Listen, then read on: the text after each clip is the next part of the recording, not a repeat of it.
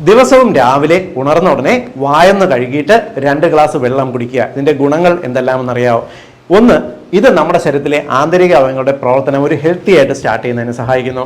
രണ്ടാമത്തത്, ഇത് നമ്മുടെ ശരീരത്തിന്റെ മെറ്റബോളിസം ഒന്ന് ബൂസ്റ്റ് ചെയ്യുന്നതിന് സഹായിക്കുന്നു. നമ്മുടെ ശരീരത്തിന്റെ ഊർജ്ജത്തിന്റെ ലെവൽ വർദ്ധിക്കുന്നതാണ്.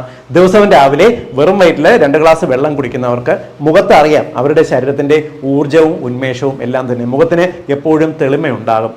നിങ്ങൾ ദിവസവും രാവിലെ വ്യായാമം ചെയ്യുകയാണെന്നുണ്ടെങ്കിൽ നിങ്ങളുടെ മസിൽ ടോൺ ഒന്ന് മെയിൻറ്റെയിൻഡ് ആകുന്നതിന്, വളരെ പെട്ടെന്ന് നിങ്ങളുടെ ശരീരത്തിന്റെ മസിലുകൾക്ക് ടോണിങ് വരുന്നതിന് സഹായിക്കുന്നു.